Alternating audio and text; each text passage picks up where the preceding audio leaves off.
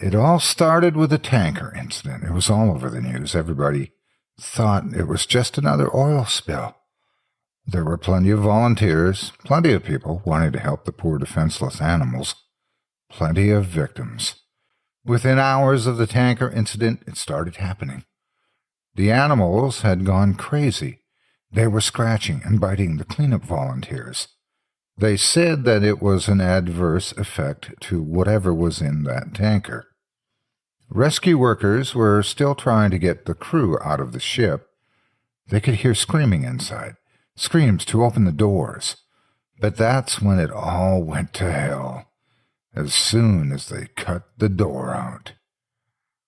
They broadcast for 6 full minutes before it went silent. 6 minutes of screaming and agony.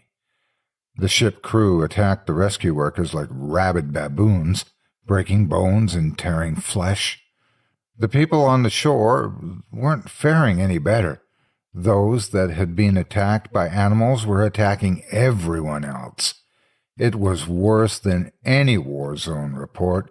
It was sheer brutality, and yet the broadcast still went on for 6 minutes. 6 minutes, and then blank faces. Nobody could explain what was happening. They tried to continue with the regular news, tried to talk about the economy, the weather, a cute human interest story, anything at all. But they couldn't make us unsee what we saw. I tried to continue my regular existence, but every time I switched on the news or walked by a newsstand, it was there. The big mystery. They had some explanations, some kind of infection, brain parasites, but it didn't matter. It wasn't an infection we were afraid of. It was them. 4 days after the initial report, a state of emergency was raised, and yet we'd all seen this before in every zombie movie ever produced. People didn't know who to trust. They were stockpiling food and weapons. Some tried to flee, but it seemed every zombie movie was right. They didn't make it. 3 days later, they arrived in my town.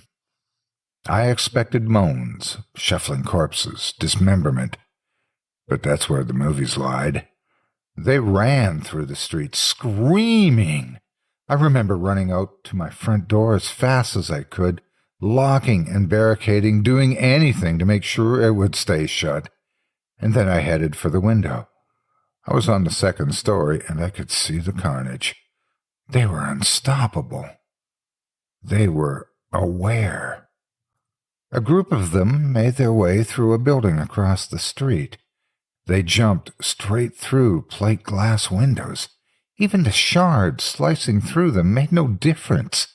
They just kept coming. My barricade wasn't going to hold. I rushed around my apartment, grabbing supplies and jamming them into the most secure room I had. I went back for one last look across the street, and I wish I hadn't.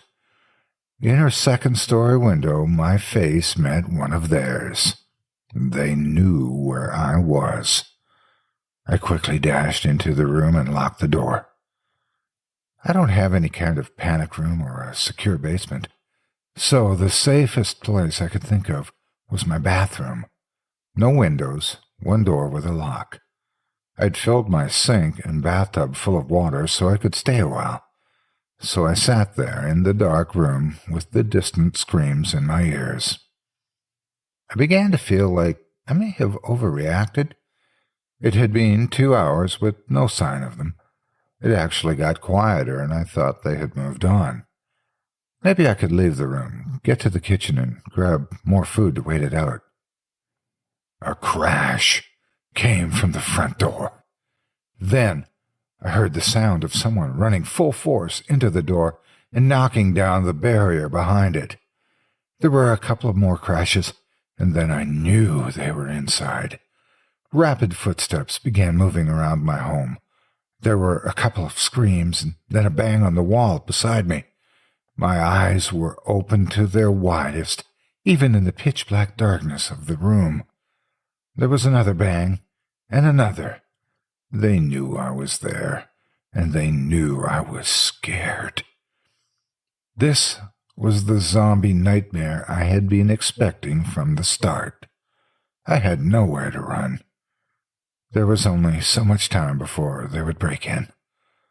I sat with my back to the door, hoping my extra weight would make it harder for them to get in.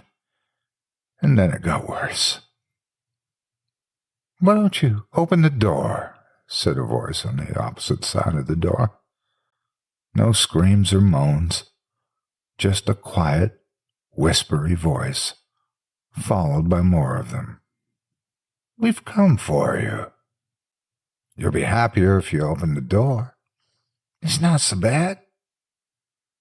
The whispery voices became a cacophony of noise trying to persuade me, to break me, to fool me. I had heard that the moaning of zombies would drive people insane, but this was worse, a siren call. I sat in the darkness and hoped and prayed that they'd get bored. But they don't get bored, and they don't leave. I managed to use the mirror to peek under the door, only to be greeted by horrible, unblinking eyes, blood-smeared faces, screams, and more horrible whispers. That was 2 days ago. I don't know what to do anymore. Maybe it won't be so bad. Check out some of my other videos. Don't forget to like and subscribe to the channel. New videos every day. Good luck and take care of yourself.